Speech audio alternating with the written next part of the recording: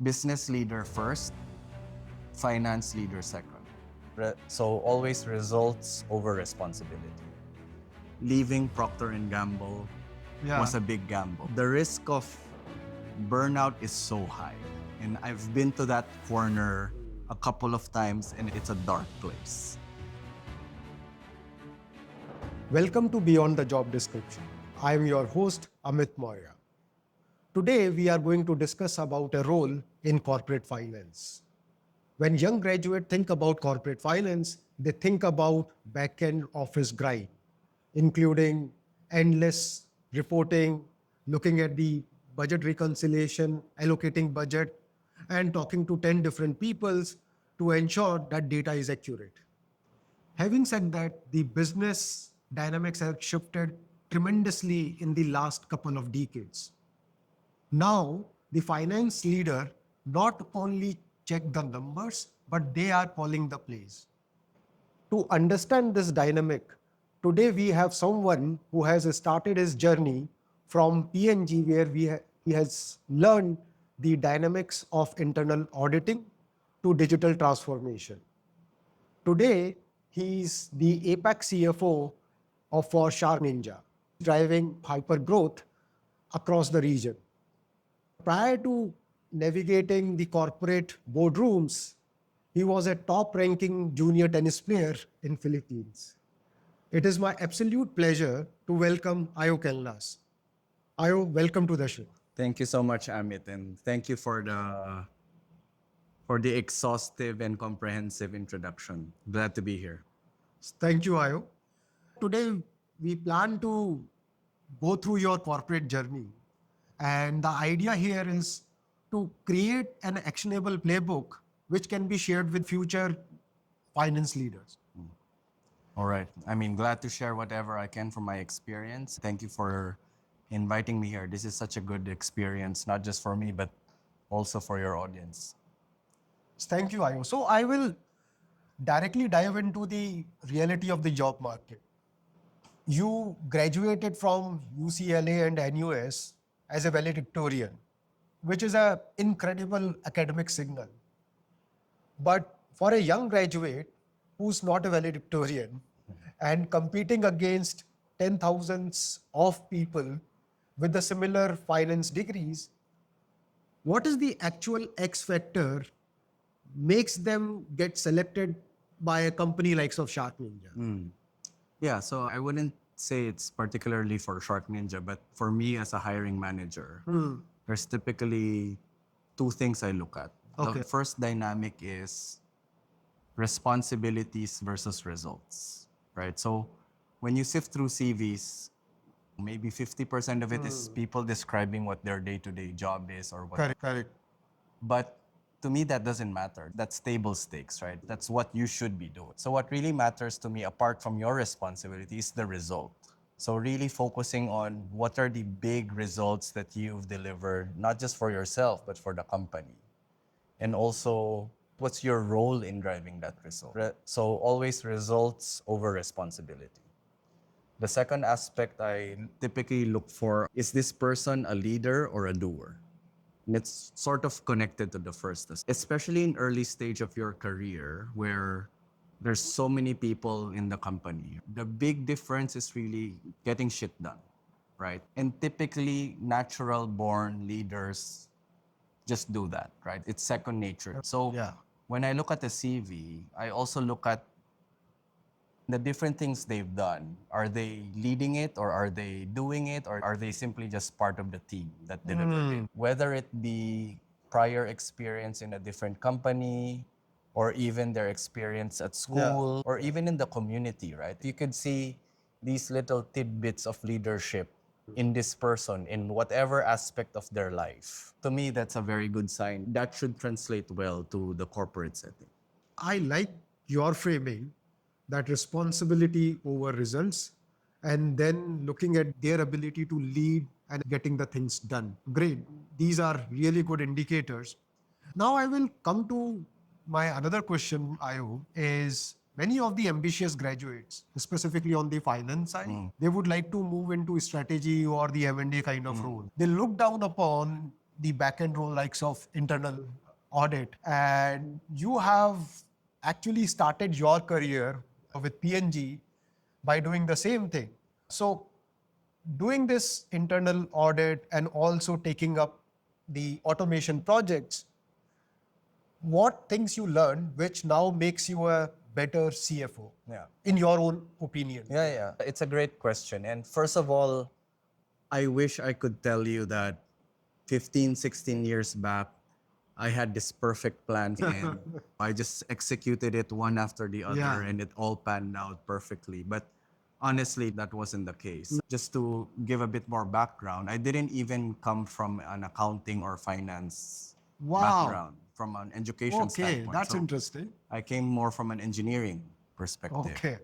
And in my university, that course is like a mix of business management and engineering, trying to apply the engineering discipline into the world of management or business management, right? Naturally, you get a broad spectrum of people here, right? Typically, they would go into different sorts of functions. Coming out of university, I was confused, right? Yeah. We were a jack of all trades. We didn't specialize in a particular one.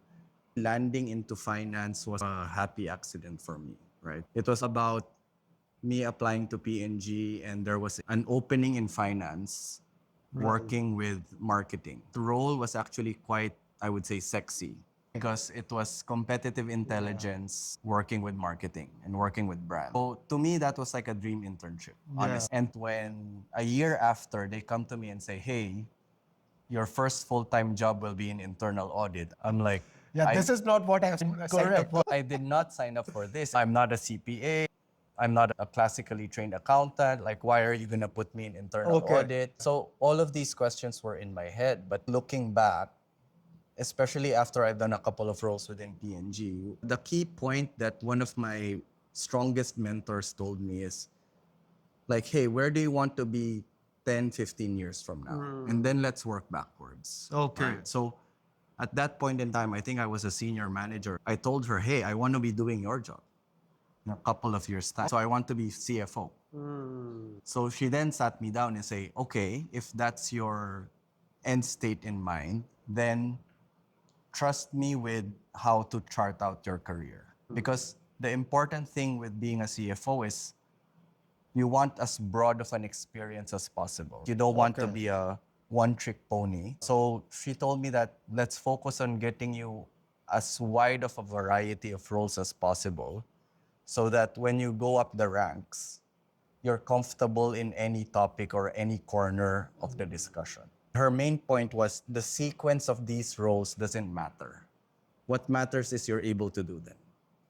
It's more about, does this next experience help me in my ultimate goal, right? Until you probably hit 15 or 20 years in your career, it's always going to be too early to say, I don't like that role. I don't think I'm going to learn anything in that role. Every single role I've done, I've really learned so much. So I would say, don't cross yourself to these kinds of opportunities. If you're clear on where you want to be, see, is there some linkage or some value you can extract from that role, which eventually helps you in the destination where you want to go. I liked your clarity of thoughts, Ayo, and the way you have explained that if the end goal is clear in your head, then you should look at every role that you are getting is how you are extracting the best out of it to move towards that goal. And you have touched upon a point, Ayo, is about the mentorship. And you yourself is a big advocate of career sponsorship, which people don't learn during business school because this is not being taught as a specific course, but it plays a huge role in terms of your career. So for a young graduate who joins in, they usually end up doing the same mistake when I started. Heads down, do your work, do it to the best level possible and expect that somebody recognizes you. But it doesn't happen. So what is your advice on the career sponsorship, that how one should look at or identify the career or the sponsors in the company who can actually pull them up for the higher approach? Yeah. It's an excellent question, and to your point, it's a topic that's not talked enough. I think even in business school. Yeah. Right. So, couple of things I want to point out here. So there's this model called the PIE model, PIE. Okay. P is for performance, I is for image, E is for equity. Okay. So the first thing I want to say is P is the foundation, performance. Table stake, right? Table stakes. So forget about networking, Yeah. forget about career sponsorship. If you don't have that, Correct. this is all useless. Correct, So early in the career, definitely focus on doing your job as to the best that you can. That's point number one. No amount of networking will save you if you don't have that. So this whole career sponsorship is then what's next. And to me, a lot of people mistake it for just networking. They just talk to people in the company or they just talk to people outside the company. But this is not what career sponsorship is. So to me, a career sponsor should be equally invested in you to help you to where you want to get to. Right? So it's hard to find a person that will fit that description in your company. Yeah. And to me, the best career sponsors and mentors to me have been my ex-bosses. Okay. Because you know them, they know you, you've worked together, you know each other's styles. Most likely, they know where you want to be, right? If you verbalized it to them. So, to me, the best mentors are always people you've worked with very closely, you have a good relationship with, and wants you to succeed as well, right? So in PNG, I've had the privilege of working with a lot of bosses who then became my mentors and career sponsors afterwards. But for early folks going into the corporate ladder at the very start, they may not have like 5 ex-bosses, right? I would say invest a lot in building relationships within your periphery, right? Your boss or your boss's boss, right? Look around you who are in your work environment that you truly look up to, right? And then book some time with them, just get coffee or lunch with them, and say, hey, I really like where you've gotten to your career. Can you give me some tips and all of that? I've never met anyone who doesn't want to share learnings or experiences with younger folks, right? If you do it with well intention, if you do it with a genuine heart, they'll see that. And in most cases, they'll share. And that could be the start of a career sponsorship or mentorship journey.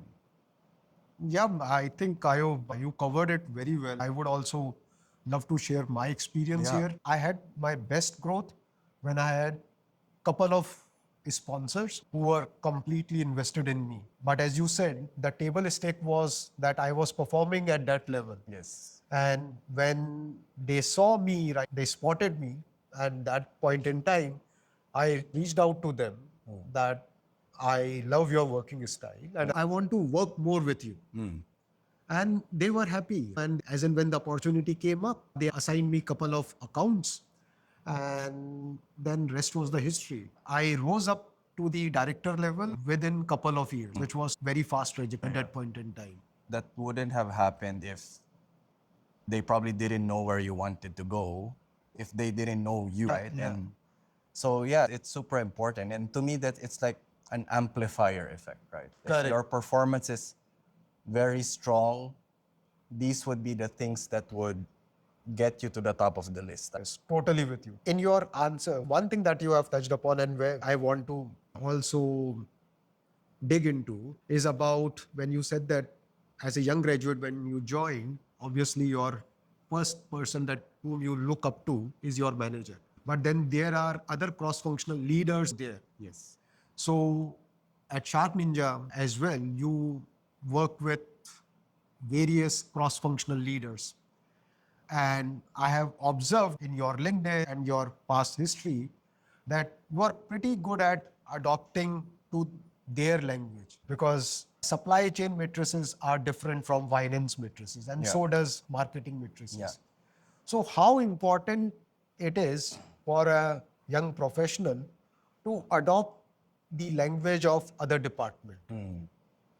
Well, for finance, I would say this is probably the single most important Okay. that will pay you dividends throughout your career. Hard technical skills, table stakes. Yeah. But in the finance function, the ability to talk someone else's language or just talk business, right? Don't talk financial jargon. Don't drown people with accounting acronyms. Like, that's the last thing they would want, right? Because then that undermines their ability to engage and their ability to converse with you, right? So I always believe that there are two functions in a typical corporation that is able to work with every other function, right? So if you think about it, everyone wants more people, everyone wants more money, right? So that's HR and finance, right? So these two functions are blessed in a way that everyone wants to talk to them, whether it's good or bad, right? Like you're able to work with so many other functions in a natural way, right? Because your job demands that, right? So we have to take advantage of that fact, right? So especially early on in my career, one of my other mentors has this saying that's always stuck with me. Business leader first, finance leader second. So what does that mean? In my early stage of my career, I was always someone's analyst, right? I was the marketing finance analyst. I was the sales finance analyst. I was supply chain finance analyst. So you're always somebody else's analyst. And in that setting, my advice is really take to heart what are the KPIs of whoever you're serving or you're working with, right? And you have to be able to talk their language. Their KPIs should almost be your own KPIs as well. How do you just drive that agenda from a finance perspective, right? If you do that well, every single time you get to partner with a different function, after X number of years, you're able to talk everyone's language. And then you can truly unlock your potential as a finance leader in connecting all of those dots. I would say, especially if you want to go CFO route, wherein you typically need to make sense of everything from a numbers, but also not just numbers perspective, tell the story of the business backed up by the data. Yeah. It's such a critical skill and one that requires more experience, more intention. And the more you're able to do it on a day-to-day basis, it becomes second nature. Got it. So now, Ayo, you have talked about speaking other departments' language. I will now switch gears and talk about one of the riskiest decisions that you have taken in your life, which is moving into SharkNinja after working with Procter and Gamble for around 12 plus years. Yeah. And you were on a elevated trajectory. So what made you believe that this is the right time for you to move from a well-established organization likes of P&G to move into a startup sort of a company at that point in time? Yeah. SharkNinja. So what was your thought process? And if somebody wants to take the similar kind of decision in their life, what are the criterias they should keep in mind? Yeah. No, I always joke that leaving Procter and Gamble was a big gamble. Gamble. Yeah, but don't get me wrong. Like, I truly loved my time in P&G. Yeah. I wouldn't have stayed for more than 12 years if I wasn't having the time of my life. Totally. Graduating from university, I would have never thought I would have stayed in one company for more than 12 years. That was never the plan. But what I truly loved about that experience is it felt like I was doing a 12-year paid MBA. Because the amount of rotations that they gave me, the amount of responsibilities they give, even the lowest level manager, it's just a different level. Because they're one of the last few companies who truly believes in this promote from within philosophy. Right? So they really invest in their people quite a lot. Right. So in my first 0 to 12 years, right, every 18 months, I would be doing a different role. And that sort of reminded me of like in college or in university, when you're starting a new semester and you're studying a completely new subject, Yeah. you're always the dumbest person in the room, right? When you start that journey. Yeah. And at first, it was stressful because you don't want to seem like you're the dumbest person in the room. But after a while, it actually becomes something that I truly appreciated, because then you could really see how much they invested in your own growth. Throughout that 12 years, I always felt that my learning curve was being reset so drastically. Going through the extremes of finance and accounting across PNG, I really believe that every 18 months I was learning something completely new. Like you mentioned a while ago, I would have never imagined to do tax. I did a role in the shared services, leading the accounting team, doing digital transformation. That was never in my wildest dreams. But in that juncture, hitting 12 to 13 years, I was now having discussions with them on what's next. And that was the first time I truly believed that the learning curve wouldn't get reset as drastically, right? I would probably do something for the first time as a second stint, but at a higher level. Like I Okay. did it before, Yeah, maybe yeah. as a junior manager or a C Yeah. manager. I'll do it as like, I don't know, senior director or junior VP, something like that, right? So I was like, is that something I'm excited for? I know it's a jump in title. I know it's a jump in sort of rank. Is that maximizing my learning and my potential? And that was honestly the first time where I said, maybe it's time to see what's out there, right? The decision wasn't to leave PNG. The decision was like, Okay. are there better options out there? That was honestly the first time I actively looked out. And yeah, fast forward, going into SharkNinja APAC was probably the most extreme, because from a Yeah. huge 200-year-old company, and I was one of the first few employees here to set up the SharkNinja APAC business. We didn't have an office.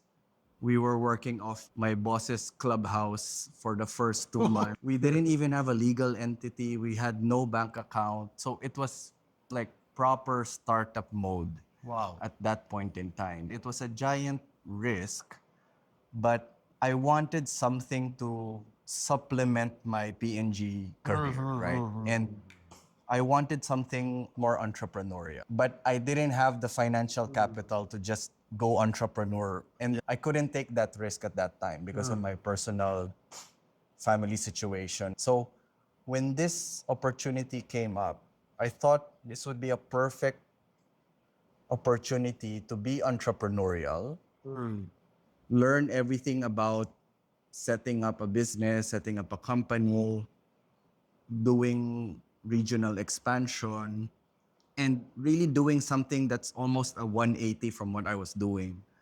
So, advice on if a young professional is thinking about I think first of all is be clear on where you want to be, right? That's step one.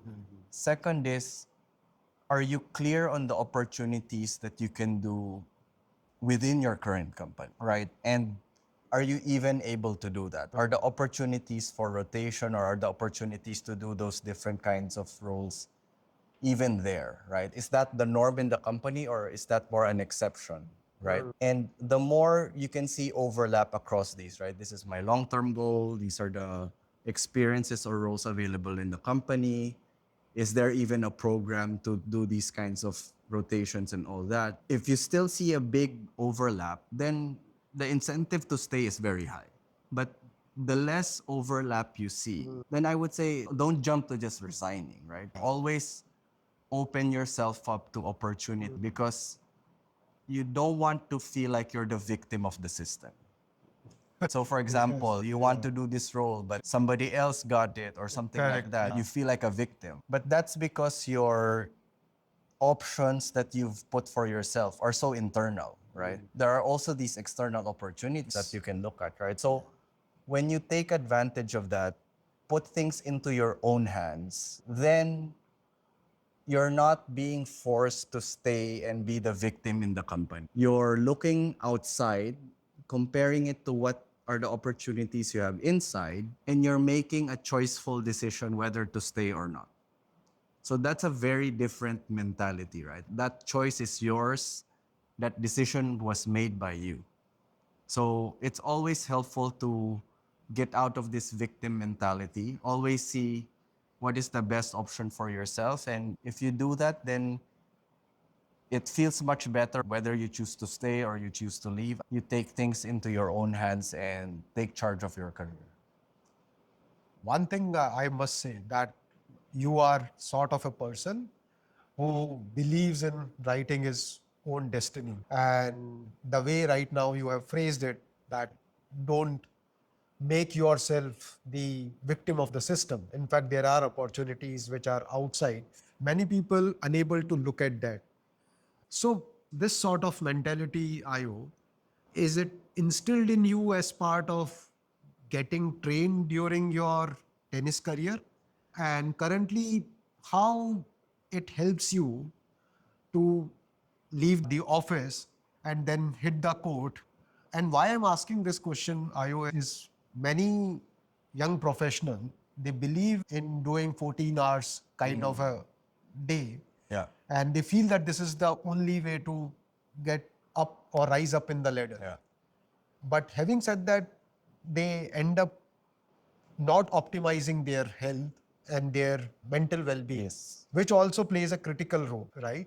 So how does sports help you to navigate this corporate dynamics and to make you a better leader? Yeah. So, I mean, to your first question, I do think sports has played a big role. I would say if you met me 20, 25 years ago, first thing I would have told you is I'm a tennis player, right? So that was my identity for a very long time. So just to give a bit of background, I think that rigor and the intensity of being a top junior tennis player in the Philippines, it really helped me in terms of goal setting, knowing where you want to be. So let's say in a particular season, I'd be like, okay, I want to get into the top 20. Once you're there, what's next? Top 50, blah, blah, right? Then when I hit number one in the Philippines, I'm like, what's next? Let's look at the Asian ranking system. I think sports and tennis in particular, it was natural to sort of set goals, work with your coach. How do we get there? Work backwards. And that philosophy has really like sort of permeated throughout my professional career as well. Right? So that's on your first question. I do think it has played a very big role in my professional corporate setting, but actually in all parts of my life. I think a lot of what I've learned in sports just naturally transcend into it. And to your second question, what are the benefits of sports as it relates to professional life?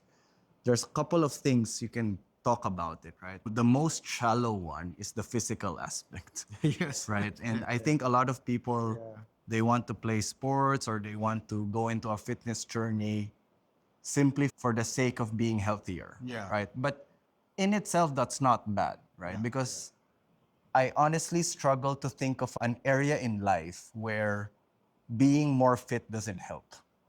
Whether you love art or you love music or you love cooking, there's no way being more fit doesn't help you there. Yeah. Very few areas in life where being more physically fit is actually a downside. I honestly can't think of any. So that's a big plus, but to me, that's the most shallow way of thinking about it. The more important thing for me is preventing burnout in this whole identity topic that you've talked about. And don't get me wrong, early in my career, I fell into this trap as well. Okay. So I was the captain of our tennis team when I was in university, right?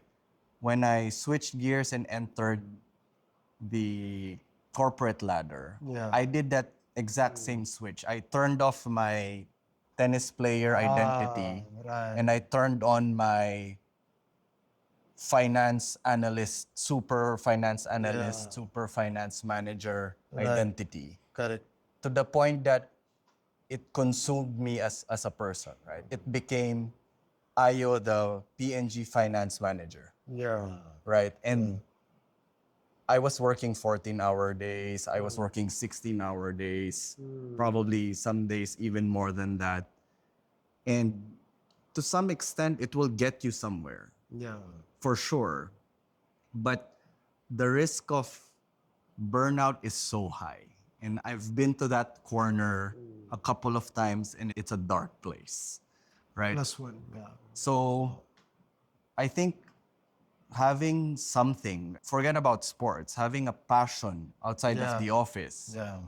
really helps because you're now able to draw a border between this is where work starts and this is where work ends, right?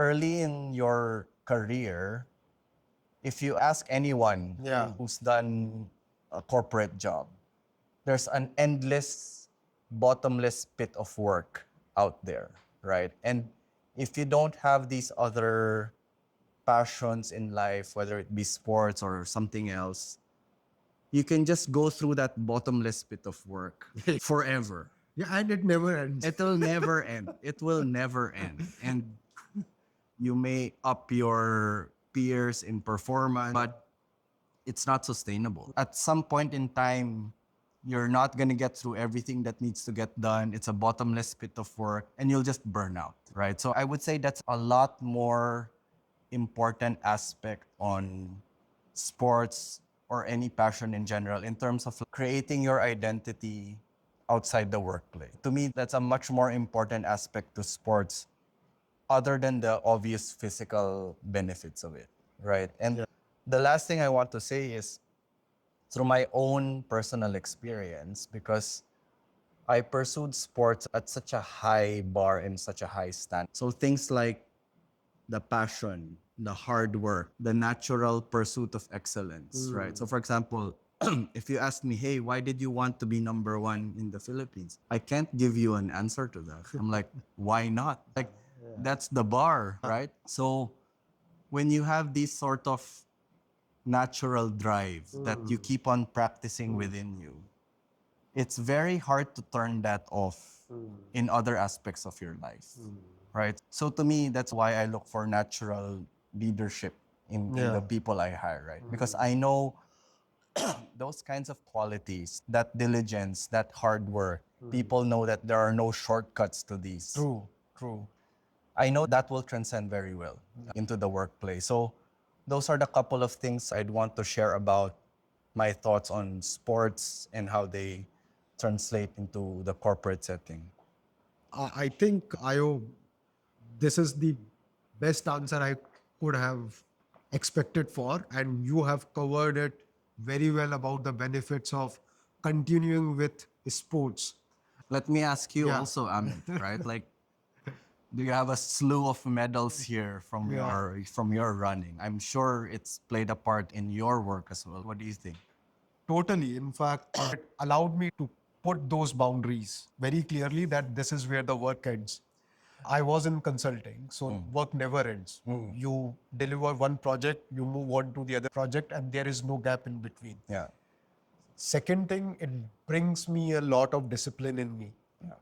Third thing, it made me a more grounded person. Because in sports, there is always one person or two persons ahead of you. Yeah. So you automatically, it grounds you. Yeah. And in marathon, the 42 kilometers automatically ground everyone. Yeah. So +1 to whatever you have said. And I was getting goosebumps when you were talking about sports. I may ask this question to you because I'm recently watching the series on Rafa on Netflix. Yeah. Who's your favorite tennis player? Oh my God. That's a tough one. Just for the beauty of the game, Yeah. Roger Federer. Okay. But in terms of the tenacity, the ability to fight, the intensity, the fighting spirit, it's definitely Rafa. Okay. So I'm a fan of both, Okay. but for different reasons, right? Yeah, If you watch Federer, it's like tennis looks like a ballet, True. right? True. It looks so easy, right? Like, oh my God, I can pick up a tennis racket and just looks so effortless, Yes. right? If you look at Nadal, it's like he's working very hard for every single ball, right? But these two qualities are so amazing in them, right? And I think the two of them really complemented each other. So I know that's not a good answer, but I love both of them. I love both of them. Well, me too, in fact. So I would love to continue this discussion, but in the interest of time, I would like to end up by asking my last question and to touch upon one of the learnings that you have shared with the recent cohorts at NUS. You talked about the challenges of growing family plus more responsibilities, uh, making your days longer and longer. And what you have shared with the incoming cohorts is ruthless prioritization and to demand immediate ROI of anything that they are doing. So, can you dig deep on these two topics and tell us that for a young professional who's joining a corporate or about to join a corporate, is how they should demand these two things simultaneously, considering they are starting from the bottom of the pyramid. So, how should they look up their role and how should they set these boundaries around themselves? Excellent.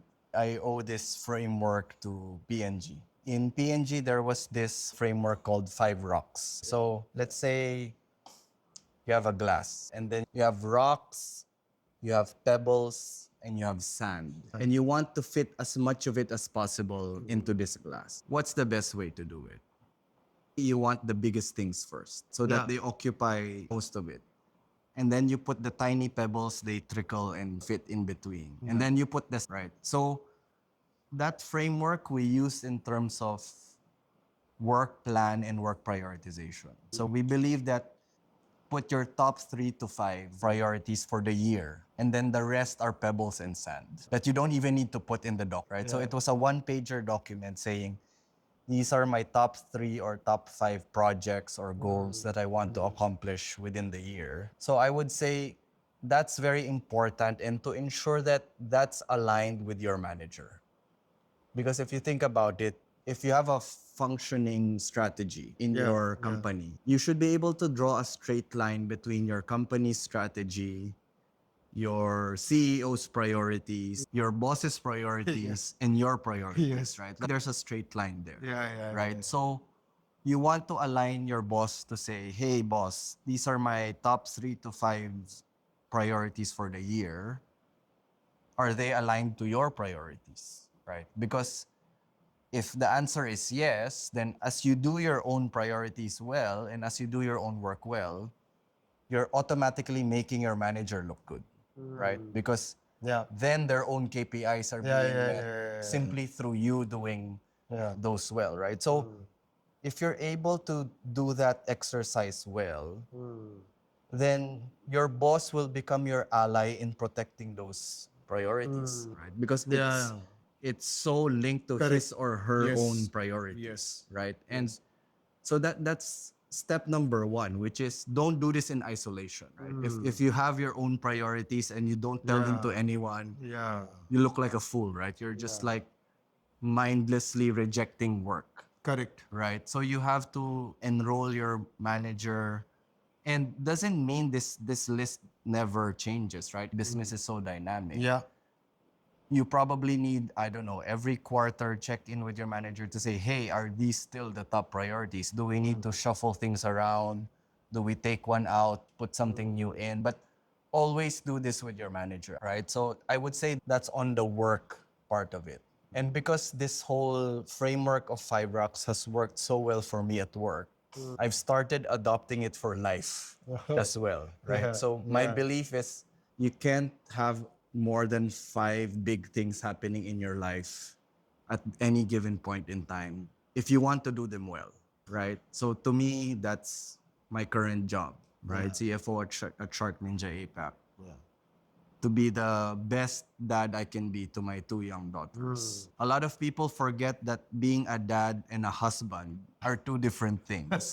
So that has to be called out, to be the best husband I can be to my lovely wife as well. And then my 4th one is to be a lifelong learner during the MBA. That rock really probably occupied one or even two because it was so intense. It was Yes. condensed into 18 months. I basically had to say goodbye to my social life and all of that. So that was occupying probably two rocks at that time. Maybe now it's one. Yeah. Right. And then my fifth one right now is personal fitness. And I'm trying to get back into sports at a much more intensity than I used to, right? So during our MBA, this physical fitness part really Gone down. Yeah. but to me that was a decision I was willing to make. Correct. Yeah. So even if I gained so much weight during that time, Yeah. I didn't feel bad because I made that decision for myself. But then now, thank God the MBA is over, right? So I'm able to now put back physical fitness and sports back into my five rocks. So I would say this whole ruthless prioritization and demanding immediate ROI, they come hand in hand, right? Because if you take more than five things, you can't demand immediate ROI. You're gonna spread yourself out way too thin. You're gonna do a mediocre job at every single Yeah. thing. I'd rather you focus on your top 3 to 5 priorities and do it all excellently. Yeah. And that's truly a philosophy that I live and die by every single day. Thank you, Ayo. This has been truly a masterclass, and I wish you all the best for all your 5 priorities. You are already acing all those 5. And to our listeners, see you in the next episode. Keep leveling up. Thank you. Thank Thank you, you, Amit. Ayo. Thank you. Sure. Yes. I truly admire what you're doing here on Beyond the Job Description.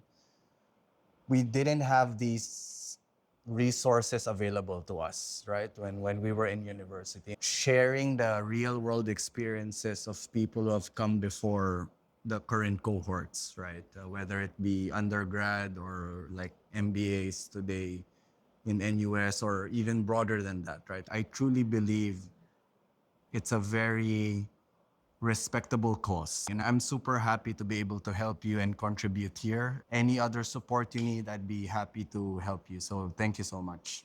Thank you, Ayo. And that is the intent behind this initiative. And thank you for your contribution and support. Really mean it. Thank you. Cheers.